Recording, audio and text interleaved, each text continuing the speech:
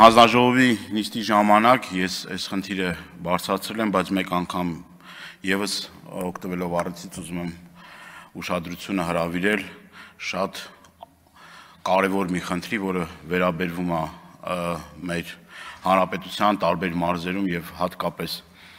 Երևան քաղաքում Նուբարաշեն աղբավայրի մասին է խոսքը, բազմաթիվ դիմումներ եւ բողոքներ ենք ստանում Նուբարաշենի աղբանոցը այրելու հետևանքով մեր քաղաքացիների հասցված վնասի մասին, ես դրա մասին ասել եմ հանձնաժողովի նիստի ժամանակ, մեկ անգամ եւս ասում եմ, մեկ անգամ եւս կրկնում եմ եւ հորդորում եմ, որ օր առաջ պետք է այդ աղբավայրը փակվի, որովհետեւ անտանելի է այն պայմանները, որով որ մեր քաղաքացիները ստիպված են լինում ամեն օր այդ թունավոր ծուխը շնչելու, այդ գարշահոտությունը եւ նույն միջպետական ճանապարհի վրա գտնվող աղբանոցները էլի խնդիր են առաջանում եւ առհասարակ բնակավայրերի մոտ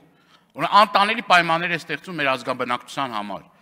եւ երկար տարիներ սրա մասին խոսում ենք, ասում ենք, բայց այն որ ասում եմ սայլը տեղից չի շարժվում, որևէ մի փոփոխություն չի տեղի ունենում, չի կատարվում եւ կրկնում եմ, սրանից տուժում է մեր հայրենակիցների առողջությունը։ Ինչ վերաբերվում է փակ շրջանառու համակարգի հետ կապված բազմաթիվ անգամներ ասել ենք, այս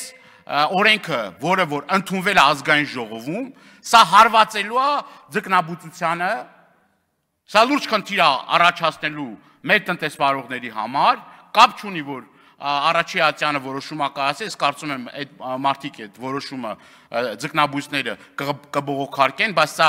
ուղիղ ազդելու է ոլորտի զարգացման վրա։ Ավելի ճիշտ կլինի այն հորերը ապօրինի տիրազուրկ, որ այդ ջրերը գնում է տարբեր ուղղություններով, ոչ կոնսերվացնում այդ հորերը, ոչ էլ աշխատանք կատարվում այդ ուղղությամբ։ Շնորհակալություն։